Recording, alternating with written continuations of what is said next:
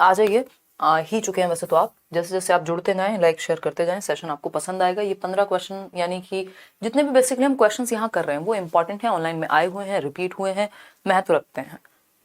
Telegram channel पर PDF आपको मिल जाएगा। फर्स्ट क्वेश्चन आपके सामने, पढ़िए, जवाब दीजिए। पहला क्वेश्चन क्या है, देखिए जो आपने सीडीपी में जो आप सीडीपी में पढ़ते हैं वो हिंदी इंग्लिश पेडागोजी आपकी ऐसे सॉल्व करा सकता है। कुछ 2-4 ही टॉपिक हैं जो प्लेलिस्ट भी बनी हुई है, और अभी मैं आपको मंडे को एक प्लान दे दूंगी जिसमें हम लोग किस तरह से कंटेंट प्लस क्वेश्चंस करने वाले हैं। इस 1 महीने में चीजें आपको टेंशन नहीं लेनी, मतलब पेपर आपका निकल जाएगा। चलिए समझते हैं। एक एक क्वेश्चन को समझना जरूरी है, सिर्फ सॉल्व नहीं करना, सिर्फ आंसर नहीं देना, उसका प्रॉपर एनालिसिस करना जरूरी है कि हमारे समझने में कहाँ गड़बड़ रही, अगर गलत हमसे हुआ क्वेश्चन तो, है ना, और सही हुआ तो बाकी ऑप्शंस क्यों सही नहीं हो सकते थे उसको समझना जरूरी है। इसी बात पे आप चाय पीजिए और मैं भी पी लेती हूँ एक सिप। व्हाट? हाँ वो हटा दिया ना मैसेज, ठीक है। चले आगे, बहुत बढ़िया। क्वेश्चन नंबर 1 कहता है 60%, 79% लोग डी ऑप्शन कह रहे हैं। चलिए समझते हैं। भाषा शिक्षक के रूप में निम्नलिखित में, आप लोग स्मार्ट हो गए हैं, सही उत्तर देने लग गए हैं। भाषा शिक्षक के रूप में निम्नलिखित में से कौन सी सुधार करने की सर्वश्रेष्ठ तकनीक है? बिल्कुल सिंपल, अगर आपकी सीडीपी थोड़ी ठीक है और आप बच्चे के आप भला सोच पाते हैं, आपके पूरे पूरे नंबर पेडागोजी में, हिंदी में, इंग्लिश में, इन सब में आना बहुत ईजी है। ठीक, सर्वश्रेष्ठ तकनीक यानी बेस्ट टेक्निक कौन सी है यदि आप चाहते हैं कि भाषा शिक्षक के रूप में आपके लिए पढ़ाने का सबसे बढ़िया तरीका, मेथड। पहला ऑप्शन है शिक्षार्थी को बोलने के समय ही सुधार देना। देखिए सबसे ज्यादा जरूरी होता है जब हम लैंग्वेज की बात करते हैं या वैसे भी पेडागोजिकली भी, कि हम बच्चे को अभिव्यक्ति की आजादी दें, है ना, एक्सप्रेस कर पाए, वो फ्रीडम टू एक्सप्रेस हिमसेल्फ और हरसेल्फ। ठीक, अभिव्यक्ति की आजादी यानी अभिव्यक्त करने दें बच्चे को, हम एक्सप्रेस करने दें। वो थोड़ा बहुत अगर गलत भाषा में भी, अपनी मातृभाषा में या फिर बोली का भी प्रयोग कर रहा है, स्टैंडर्ड लैंग्वेज का, मानकीकृत भाषा का यूज ना भी कर पाए, तब भी आप उसको पहले बोलने देते हैं, सुधार की बात बाद में आती है, एक्सप्रेस करने देते हैं। तो ये तो सर्वश्रेष्ठ तरीका बिल्कुल भी नहीं हुआ। बी ऑप्शन है सुधार कार्य पूरी कक्षा की गतिविधि के रूप में किया जाना चाहिए ताकि कोई भी शिक्षार्थी त्रुटियों को न दोहराए। मतलब बच्चे को बेइज्जत करो पूरी क्लास के सामने, जो भी गलती की है उसने, और ताकि गलती दोबारा ना हो। देखो गलतियां होना प्रॉब्लम नहीं है पेडागोजी में, गलतियां होना सीखने और सिखाने का हिस्सा है, अभिन्न अंग है, उनसे सीखना जरूरी है। ये नहीं है कि गलती होनी ही नहीं चाहिए, दोबारा नहीं दोहरानी चाहिए, डंडे वाला मास्टर यहां नहीं बनना है या मास्टर नहीं। सी ऑप्शन है शिक्षार्थियों को की त्रुटियों को कभी भी सुधारने की आवश्यकता नहीं है। अब ये कहना भी गलत होगा कि कभी भी सुधारने की आवश्यकता नहीं है, वो कभी ना कभी तो उस पर काम किया जाएगा, अगर हम ठीक नहीं करेंगे तो फिर वो हमेशा के लिए हो जाएंगी। डी ऑप्शन है शिक्षक त्रुटियों का विश्लेषण करे यानी एनालाइज करें। ये हम सीडीपी में भी कई क्वेश्चन इस तरह के कर चुके हैं, बाल विकास में भी, जहां हम ये कहते हैं, क्वेश्चन में खुद पूछा जाता है कि क्यों जरूरी है एरर्स को एनालाइज करना। तो एरर्स को एनालाइज करना, भाई फेल हुए तो क्यों हुए, सारे सब्जेक्ट उठा के देख रहे हैं कहां गड़बड़ रही, कहां स्कोर कम रहा, किस टॉपिक को समझने में दिक्कत रही। ठीक, तो शिक्षक त्रुटियों का क्या करे, विश्लेषण करे, एनालिसिस करे और उनके पैटर्न को पहचानने, यानी एक तरह की किस पैटर्न पे गलतियां हो रही है, यानी किन टॉपिक्स में बच्चे को दिक्कत आ रही है, ठीक, को पहचानने के पश्चात पुनः पढ़ाए तथा शिक्षार्थियों को उन त्रुटियों के बारे में स्पष्ट करे। ये बात बिल्कुल सही है, कंप्लीट आंसर है। पुराने समय में एक बात होती थी कि भैया अगर आपको पेडागोजी में सही उत्तर पहचानना है तो जो सबसे बड़ा लगे उसको आंसर मार्क कर दो। हालांकि ये बात बिल्कुल भी सही नहीं है, कुछ हद तक सही कह सकते हैं क्योंकि आज की डेट में सारे क्वेश्चंस लेंदी होते हैं और जरूरी नहीं है जो बड़ा है वही सही है, बट वो यहाँ बात लागू होती है कुछ % केस में। ठीक, तो हम यहाँ पे क्या समझे कि शिक्षक त्रुटियों का विश्लेषण करे, यानी एक तो एनालाइज करना जो भी गैप है, यही तो डायग्नोस्टिक टीचिंग है ना। डायग्नोस्टिक मतलब डायग्नोज करना, उपचारात्मक अधिगम, कि आप पता करें, है ना, निदानात्मक अधिगम कहते हैं, मतलब आप निदान करें, प्रॉब्लम का पता लगाएं, एनालाइज करें और फिर पुनः पढ़ाना यानी रेमेडियल टीचिंग, रीटीच करें फिर उस चीज को। तो ये जरूरी है, ये कंप्लीट आंसर है, D option is the right answer. Question number 2 पर चलेंगे। आज सबके 15 आउट ऑफ 15 आने चाहिए, आसान है ये, क्योंकि जब आप इतने दिनों से मेरे साथ सीडीपी समझ रहे हैं तो मैं ये बिल्कुल मान के चल रही हूँ कि आपको ये समझने में दिक्कत नहीं होगी। ठीक है ना, एक बार आ जाइए, थोड़ा और जूम इन कर लेते हैं क्योंकि आज तो बाइलिंगुअल भी नहीं है क्वेश्चन, आज सिर्फ हिंदी में है क्योंकि हम हिंदी पेडागोजी यानी शिक्षण शास्त्र कर रहे हैं हिंदी भाषा का। देखिए, समझिए, जानिए और जवाब दीजिए। अगर हम बात करते हैं किसकी, बताइए 75% आंसर्स आपके आ रहे हैं ए ऑप्शन के लिए। समझते हैं, श्रव्य भाषावाद पूरी तरह से निर्भर है। श्रव्य भाषावाद मतलब क्या हुआ, ऑडियो लिंगुअल मेथड या ऑडियो लिंग्विस्टिक्स ऑडियो लिंग्विस्टिक्स क्या है भाई, कि भाषा को ऑडियो के माध्यम से सीख रहे हैं आप, ठीक, या ऑडियो लिंगुअल मेथड भी एक मेथड होता है जिसमें सुन करके बच्चा सीखेगा चीजें। अब ये रेडियो हो सकता है, अब ये कोई और ऐसी श्रव्य सामग्री हो सकती है। पहला ऑप्शन है, यानी श्रव्य भाषावाद किस पे फोकस करेगा, भाषा को वास्तविक जीवन के संदर्भ में सिखाने में, दोहराव तथा अभ्यास की आदत डालने में, लक्ष्य भाषा का प्रयोग करने तथा मातृभाषा के प्रयोग का निषेध करने में। ऐसा नहीं है, लक्ष्य भाषा होती है टारगेट लैंग्वेज, कि आप इंग्लिश आपके लिए स्कूल में टारगेट लैंग्वेज हो सकती है जिसको आप सीखने जा रहे हैं, मातृभाषा जो आप घर से सीख के जा रहे हैं। तो मातृभाषा के प्रयोग का निषेध की बात ये नहीं करता, वो डायरेक्ट मेथड है जिसको हम डायरेक्ट को क्या कहते हैं, प्रत्यक्ष विधि, वो कहती है ऐसा कि मातृभाषा का प्रयोग मत कराओ, ठीक। लक्ष्य भाषा से अनुवाद करने में, ये ग्रामर ट्रांसलेशन मेथड यानी व्याकरण अनुवाद विधि कहती है ये D option.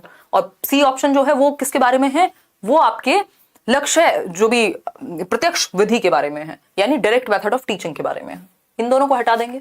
Audio lingual method की बात हो रही है, तो संदर्भ में और बिना संदर्भ जाए तेल लेने, यहाँ पे सबसे ज्यादा फोकस रहता है बच्चा सुन करके सीख पाए, समझ पाए, अभ्यास हो जाए उसको। दोहराव तथा अभ्यास की आदत डालना, बार बार आप सुन रहे हैं A for apple, B for ball, तो क्या होगा, आप दोहराव की आदत हो जाएगी, अभ्यास हो जाएगा उस चीज का, ठीक है, कोई दिक्कत नहीं। सीटेट के बैच में आज भी क्लास हुई है चित्ररंजन, आपने शायद अटेंड नहीं की है, 7:30 मेरी क्लास उसमें थर्सडे फ्राइडे होती है सीटेट वाले बैच में, क्योंकि सीटेट का सिलेबस आसानी से खत्म हो जाता है, बहुत अच्छे से डिटेल में हमने समझा है। अदरवाइज बाकी टीचर्स की आपकी 6 क्लासेस चलती हैं, 6 से लेकर 8 तक क्लासेस होती हैं, तो आप शायद अटेंड नहीं कर पा रहे हैं। B option is the right answer. आगे बढ़ेंगे क्वेश्चन नंबर 3। क्या कहता है भाई क्वेश्चन नंबर 3, समझेंगे। क्वेश्चन नंबर 3 कहता है एक भाषा शिक्षक के रूप में, यानी आप क्या हैं, एक लैंग्वेज टीचर हैं, लैंग्वेज पढ़ाते हैं बच्चों को, ठीक है। भाषा शिक्षक के रूप में हमें अपने विद्यार्थियों में शब्दकोश के सफल प्रयोगकर्ता की आदत डालने का प्रयास करना चाहिए।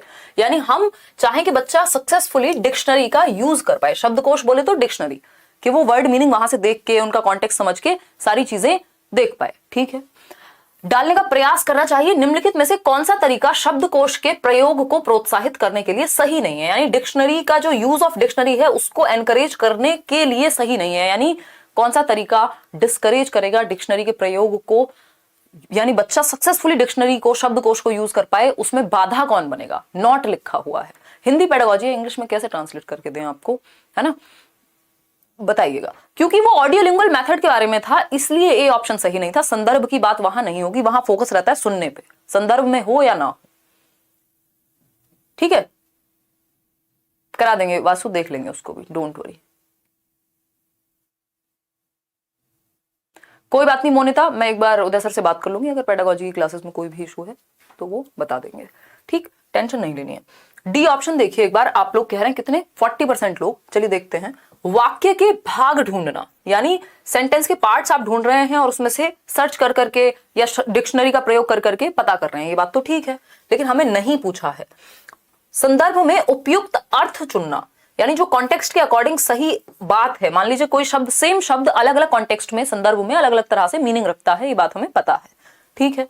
शब्द की वर्तनी जानना, यानी जब बच्चे को स्पेलिंग चेक करनी होगी तब वो डिक्शनरी का यूज करेगा। ये तीनों ही चीजें डिक्शनरी के यूज को प्रमोट करती हैं, पॉजिटिव हैं।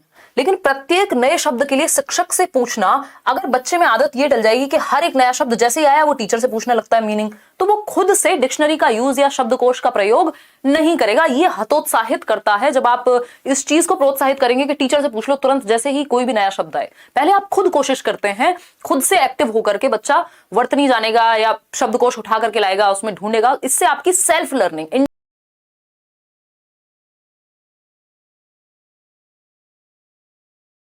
चाह बढ़ती है बच्चे में। तो D option is the right answer. नहीं तो हमेशा तो टीचर तैयार नहीं होगा, मतलब आपके आसपास ही हो, तो आपको सेल्फ लर्निंग भी आनी चाहिए। D option is the right answer. Question number 4 देखिएगा एक बार, ये क्या कहता है। क्वेश्चन नंबर 4 कहता है निम्नलिखित में से कौन सा एक प्रामाणिक श्रवण का उदाहरण है। प्रामाणिक श्रवण हम बोलते हैं ऑथेंटिक लिसनिंग। ये इंग्लिश में भी एक क्वेश्चन आता है इस पे और हिंदी में भी। हिंदी और इंग्लिश की पेडागोजी या किसी भी लैंग्वेज की पेडागोजी कोई खास अलग नहीं है, लगभग सेम ही है। ऑथेंटिक, बस मीडियम चेंज हो जाएगा। ऑथेंटिक लिसनिंग बोलते हैं इसको। ऑथेंटिक लिसनिंग बोले तो जो चीजें रियल लाइफ या प्रमाणिक हो, कुछ प्रमाण उनका कुछ हद तक संभव हो। अब ये न्यूज आर्टिकल्स हो सकते हैं, और क्या हो सकता है, और भी कुछ इस तरह की चीजें हो सकती हैं, नहीं तो फिर आपको आइडिया मिल जाएगा, आप जवाब हिंट मिल जाएगा, आप चीटिंग कर लेंगे। सस्वर पठन, सस्वर पठन होता है सुर लय ताल के साथ, जब आप कोई कविता गा रहे हैं या पढ़ रहे हैं कोई और इस तरह के लय के साथ, सुर के साथ, ताल के साथ। तो सस्वर पाठन जरूरी नहीं है कि एक ऑथेंटिक मटेरियल होगा, ऐसी कोई काल्पनिक कविता हो सकती है, तो इसको ऑथेंटिक हम नहीं कहेंगे। कहानी सुनना, कोई भी कहानी इमेजिनरी कल्पनाशीलता वाली हो सकती है, जरूरी नहीं है वो फैक्ट ही हो या ऑथेंटिक ही हो, रियल लाइफ से जुड़ी हुई ही हो, जरूरी नहीं है। गीत गाना, गीत गाना भी अपने आप में कल्पनाशील एक्टिविटी ज्यादा है। ऑथेंटिक लिसनिंग में या तो हम कोई न्यूज आइटम की बात करते हैं या फिर रेडियो पर कोई प्रसारण भी इसका उदाहरण हो सकता है। अब अगेन ऐसा नहीं है कि रेडियो पर जितने भी प्रसारण हो रहे हैं वो सब ऑथेंटिक हैं, बट हाँ इन सब में से रेडियो प्रसारण एकमात्र ऐसा सही उत्तर है जहां पर ऑथेंटिक लिसनिंग के चांसेस ज्यादा हैं, ऑथेंटिक चीजें आपको ज्यादा मिलेंगी। ठीक, तो ऑथेंटिक लिसनिंग का जो एग्जांपल है वो यहाँ रेडियो प्रसारण है, बाकी न्यूज आर्टिकल वगैरह भी ऑथेंटिक मटेरियल्स में आते हैं। C option is the right answer. Question number 5 पर चलेंगे, पढ़िएगा। भाषा शिक्षक के रूप में हमें व्याकरण का डैश ज्ञान होना चाहिए।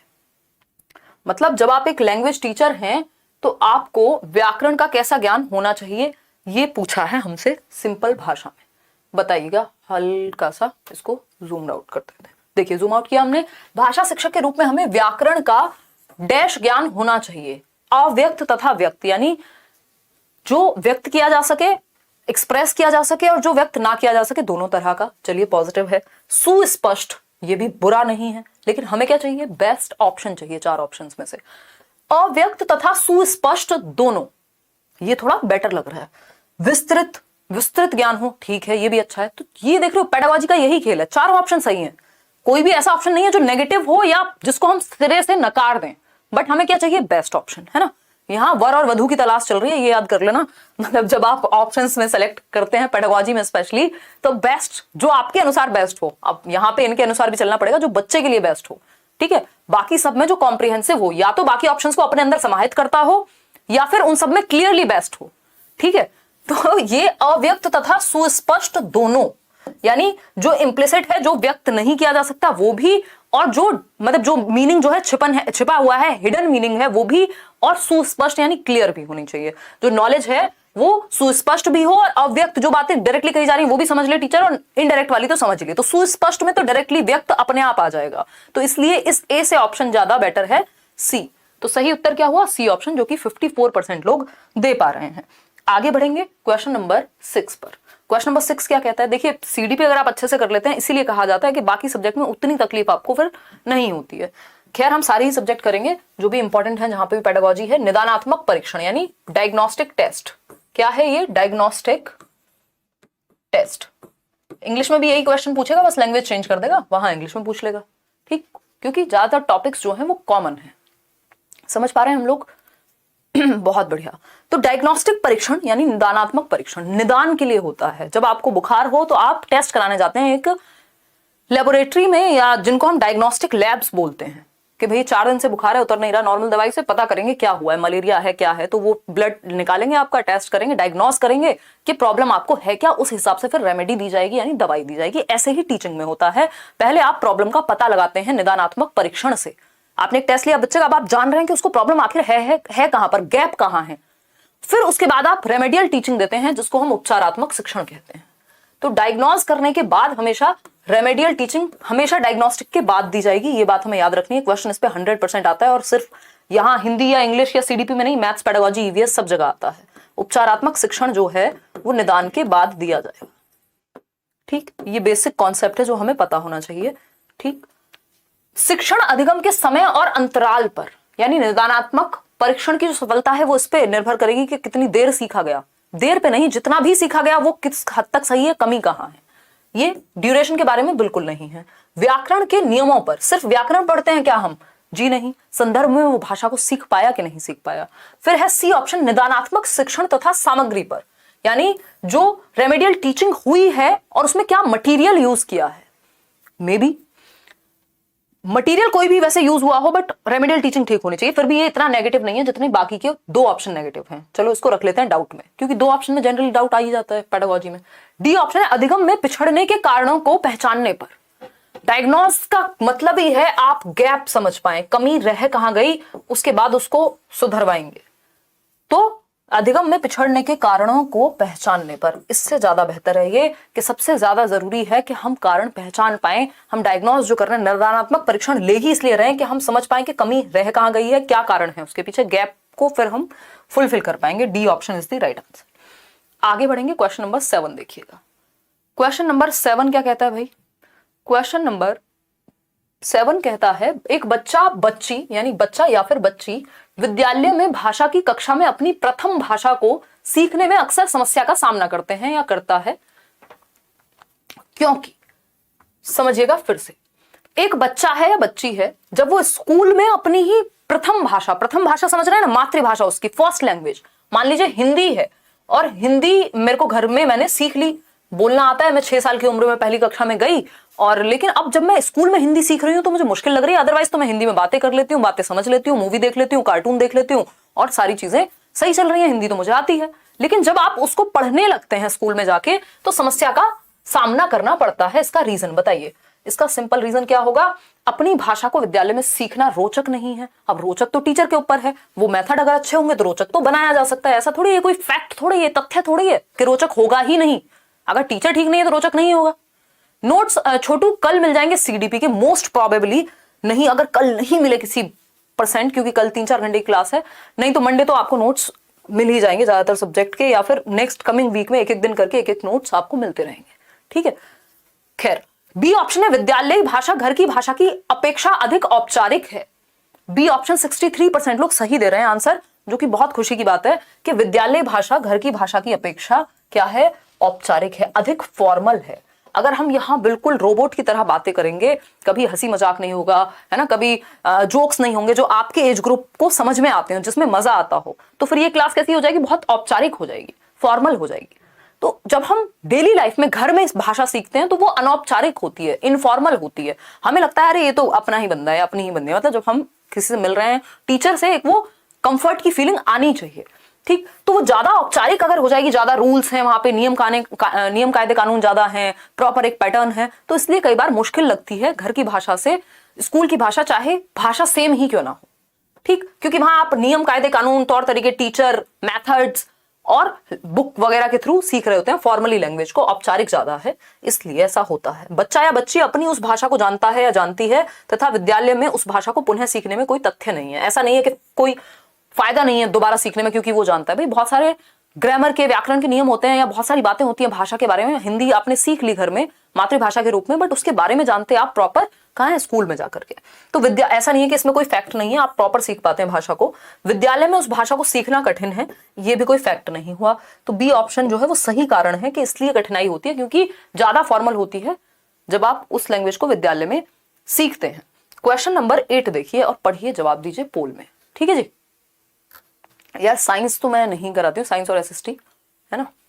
चलिए खैर, जवाब दीजिए। 21,000 लोग हम लोग जुड़े हुए हैं, सिर्फ 9,100 लोगों ने लाइक किया, तो बाकी के आधे से ज्यादा लोग लाइक शेयर कर दें अगर उनको सेशन पसंद आ रहा हो, समझ में आ रही हो बातें। कहानी सुनाना विद्यार्थियों की सहायता करता है, यानी जब आप स्टोरी सुना रहे हैं कोई उनको, है ना, वाचन कर रहे हैं किसका? कहानी का, सुना रहे हैं बेसिकली। इससे क्या सहायता मिलेगी बच्चों की? अनुशासन में बैठने में, मे बी कक्ष में एकाग्र होने में, हो सकता है भाई उनका ध्यान पहुंच जाए, एकाग्र हो जाए, वो ज्यादा अटेंशन पे कर पाए, इंटरेस्टिंग कहानी है, आपकी स्टोरी है, ठीक है। कक्षा के वातावरण का आनंद लेने में, ये बात भी सही है। अपनी कल्पनाशीलता का विकास करने में। अब देखो यहाँ चारों ऑप्शन सही हैं, पॉजिटिव हैं, कोई बच्चे की बुराई की बात नहीं कर रहा, लेकिन जो सबसे ज्यादा बच्चे को एक्टिव रखे, सक्रिय हो, जहां बच्चा सौरभ पांडे, और जिसमें बच्चे का ज्यादा भला हो, तो ज्यादा भला कहां है? अपनी कल्पनाशीलता का विकास करने में है, जो कि 78% लोग सही आंसर दे रहे हैं। बहुत खुशी की बात है, अब आप लोग आंसर सही दे रहे हैं। देखो, अनुशासन, एकाग्रता, आनंद तीनों हो जाएंगे यदि बच्चा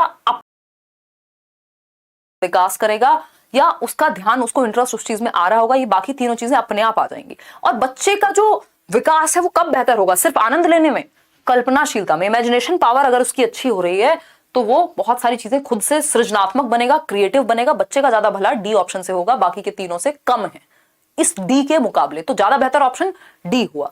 आगे बढ़ेंगे नेक्स्ट क्वेश्चन पे। क्वेश्चन नंबर है 9। आज कम ही क्वेश्चन करने वाले हम लोग, डेली क्लास हमारी बड़ी होती है, आज छोटी है। क्वेश्चन नंबर 9 देखिए, निम्नलिखित में से कौन सा तरीका विद्यार्थियों के लेखन कौशल का आकलन करने के लिए सर्वश्रेष्ठ है? यानी उनकी राइटिंग स्किल्स को असेस करने के लिए, बच्चे की राइटिंग स्किल्स को कि वो लिखता कितना बेहतर है, इसका आपको असेसमेंट करना है, आकलन करना है, जानना है इस बात को कि कौन सा बच्चा कितना बेहतर तरीके से लिख पाता है। तो इसके लिए कौन सा तरीका बेस्ट होगा? पहला ऑप्शन है हमारे पास, पाठ्यपुस्तक के पाठ पर आधारित प्रश्नों के उत्तर देना। ये सबसे बोरिंग है।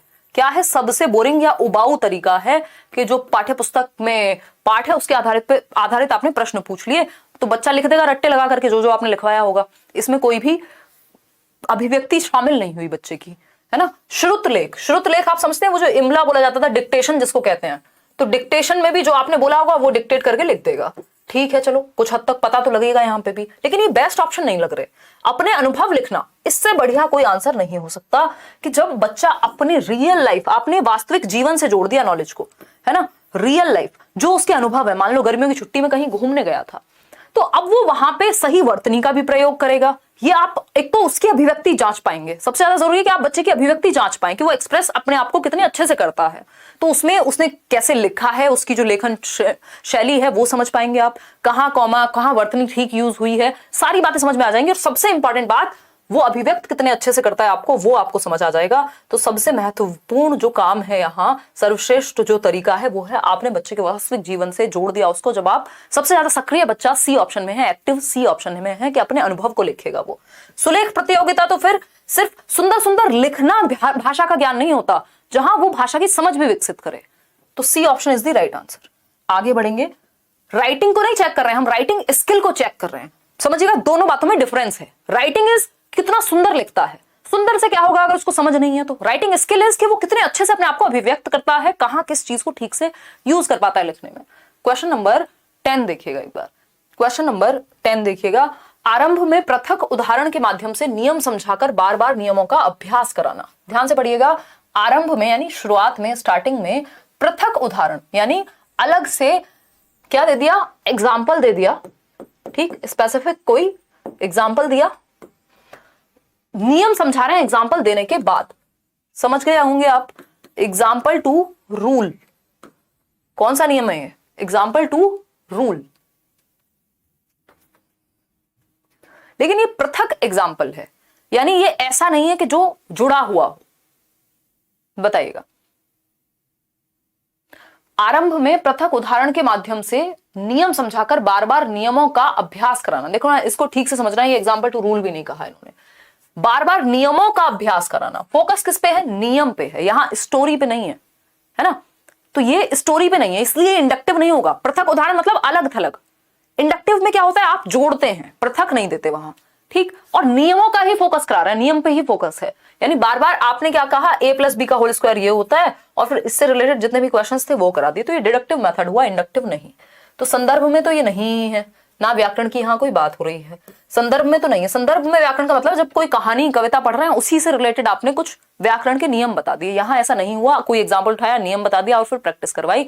यानी रूल टू एग्जाम्पल गए कहीं ना कहीं, अगर इसकी पूरी बात को, इसके सेंस को समझें तो। शुरुआत में पढ़ के मुझे भी ऐसा ही लग रहा था जैसे एग्जाम्पल टू रूल जा रहे हो, ऐसा हुआ नहीं है।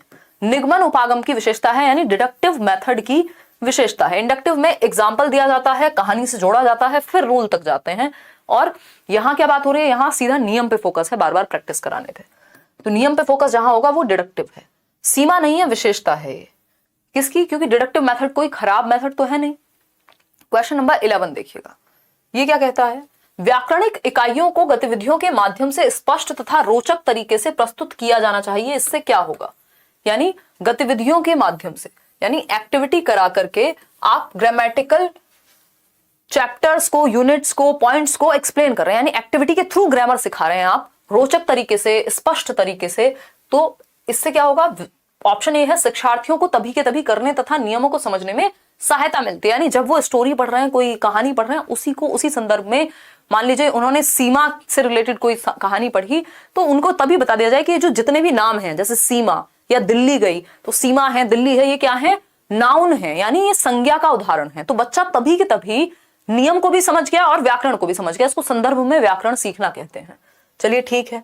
बी ऑप्शन देखते हैं, शिक्षार्थियों को नियम कंठस्थ करने में सहायता मिलती है। नियम रटवाना कभी भी हमारा फोकस नहीं है कि कंठस्थ कर लें, रट्टे लगा लें, घोल के पी जाएं, ये सब चीजें पुरानी हो चुकी हैं। तो ये तो गलत हो गया, ए गलत नहीं है उतना। ठीक है सूरज सोनी। फिर आता है सी ऑप्शन, शिक्षार्थी को इसे करने या न करने की आजादी महसूस करने में मदद मिलती है। ना करने और करने जैसी बात नहीं है यहाँ पे, गतिविधि में तो बच्चा इन्वॉल्व होता ही है। शिक्षार्थियों को अपने कार्य की मॉनिटरिंग करने में सहायता मिलती है, ऐसा भी यहाँ कुछ नहीं कहा गया। ठीक, तो शिक्षार्थी को तभी के तभी करने तथा नियम को समझने में सहायता मिलती है, वो क्योंकि आपने जैसे ही व्याकरण इकाई के थ्रू ही वहीं के वहीं आपने एक एक्टिविटी कराई, तो बच्चे को नियम भी समझ आ गया संदर्भ में, और तभी के तभी उसने वो नियम समझ भी लिया किसी एक एक्टिविटी के दौरान ही। तो A option is much better. Question number 12 देखिएगा। क्वेश्चन नंबर 12 कहता है, साहित्य में अर्थ के डैश है या है? केवल एक स्तर है, 2 स्तर है, 3 स्तर है या अनेक स्तर है? आसान सा क्वेश्चन है, इसमें तो आप 1 मिनट में इसके 4 बार जवाब दे देंगे, और कई लोग तो होंगे जो दे चुके होंगे, बट आपको 4 बार पोल अटेम्प्ट नहीं करना है 1 मिनट में, एक ही बार कर दीजिए आप, हम एक बार में मान जाएंगे कि आपने सही किया है। डी ऑप्शन 74% लोग कह रहे हैं। कौन? क्या? अच्छा, नहीं रहने दो तुम। ठीक है, आगे बढ़े, नेक्स्ट क्वेश्चन पे चलें। समझें कुछ चीजों को, समझें कि नहीं समझें ये बता दीजिए बस आप। अगर आप कहेंगे तो समझ जाएंगे, नहीं कहेंगे तो भी समझ जाएंगे। ठीक है, तो ये आसान है। साहित्य के क्या है? अनेक स्तर हैं, है ना। बाल साहित्य भी है वहां पे और चीजें भी हैं। ठीक, तो ऐसा नहीं है कि साहित्य के सिर्फ एक स्तर है, अलग अलग लोगों के लिए अलग अलग इंटरप्रिटेशंस भी हो सकते हैं साहित्य की। 2 स्तर, 3 स्तर, अनेक स्तर हैं साहित्य के अर्थ के भी। आप सेम कहानी पढ़ते हैं, 4 लोग अलग तरीके से उसको समझते हैं। ठीक, आगे बढ़ते हैं क्वेश्चन नंबर 13 पर। अभी इसके बाद 2 क्वेश्चन और हैं। भाषा के क्रियात्मक पहलू को भाषा अधिगम के डैश साथ बढ़ावा मिलता है। क्रियात्मक पहलू यानी एक्टिव पक्ष, एक्टिव एस्पेक्ट, जहां पे बच्चा एक्टिवली लैंग्वेज को सीख रहा होगा।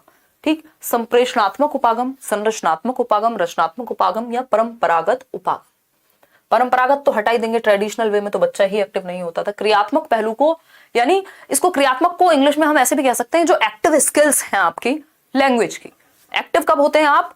बोलने और लिखने में। 4 कौशल है ना भाषा के, सुनना, बोलना, पढ़ना और लिखना, जिसमें से सुनना सूबो पाली से आपको याद कराया हुआ, मैं अलग से सेशन लूंगी, एक पूरा हिंदी पेडागोजी एक सेशन में कर लेंगे। तो सुनना, बोलना, पढ़ना और लिखना, जिसमें से सुनना और पढ़ना ग्रम्यात्मक कौशल है, जिसमें बच्चा उतना सक्रिय नहीं है जितना वो लिखने और बोलने में होगा। तो संप्रेषणात्मक उपागम में सबसे ज्यादा, जहां कम्युनिकेशन, संप्रेषण का मतलब क्या? कम्युनिकेट करेगा जहां वो, तो सबसे ज्यादा बढ़ावा जो है भाषा के क्रियात्मक पहलू को भाषा अधिगम के संप्रेषणात्मक उपागम के साथ बढ़ावा मिलता है ना। कि इस संरचना हो गई कि वो कैसे बिल्ड हुआ है, उसके पार्ट्स ऑफ स्पीच क्या है, जो भी वो जिस तरह से स्ट्रक्चर बना हुआ है उसका, तो इन सब में ज्यादा एक्टिव क्या है? संप्रेषणात्मक कौशल है। आगे बढ़ेंगे क्वेश्चन नंबर 14। क्वेश्चन नंबर 14 क्या कहता है? भाषा की कक्षा में साहित्यिक पाठ्य सामग्री को डैश के शिक्षण अधिगम के लिए प्रयोग किया जा सकता है। साहित्यिक पाठ्य सामग्री यानी जो भी आपका लिटरेचर रिलेटेड टेक्स्ट बुक्स हैं या मटेरियल है, उसको कैसे हम यूज करें भाषा के कार्य तथा नई शब्दावली के शिक्षण अधिगम के लिए, नियमों के पुनर्निर्माण के लिए, या फिर अधिगम अक्षमताओं के लिए या उच्चारण विकसित करने के लिए। बताइएगा, फटाफट से बताइए ताकि हम आगे बढ़ सके। इसमें अलग अलग जवाब अलग अलग लोगों के हैं। तो भाषा की कक्षा में साहित्यिक पाठ्य सामग्री को भाषा के कार्य तथा नई शब्दावली, भाई आप साहित्य से बहुत सारे शब्द सीखेंगे और कुछ प्रयोग भी सीखेंगे, कैसे भाषा का प्रयोग किया जा सकता है। बाकी तीनों में उतना एक्टिव बच्चा हमें नजर नहीं आ रहा। ये उच्चारण वगैरह सब यहीं आ जाएंगे, कार्य में ही आ जाएंगे। ठीक है, क्वेश्चन नंबर 15 आज के लिए आखिरी सवाल है। आउट ऑफ 15 होपफुली आपके 15 आए होंगे, 13 आए होंगे। निम्नलिखित में से कौन सा व्याकरण शिक्षण के विषय में सही है? जब भी व्याकरण शिक्षण की बात आए तो एक वर्ड है कॉन्टेक्स्ट, उससे बढ़िया तरीका व्याकरण सिखाने का नहीं होता। हिंदी में मैंने इसलिए नहीं लिखा क्योंकि फिर आप आंसर सीधा दे देंगे, है ना। समझने वाले अभी भी समझ गए होंगे। तो शिक्षकों को स्वयं के व्याकरण तथा व्याकरण ज्ञान को सुधारना चाहिए। सबसे बेहतर तरीका पूछा है, ये कुछ और ही कह रहे हैं। व्याकरण को अलग से समझाना चाहिए, बिल्कुल भी नहीं, है ना। आइसोलेटेड रूप में नहीं, अलग से नहीं कि व्याकरण के रट्टे लगवा रहे हैं, वो नहीं करना। व्याकरण को संदर्भ में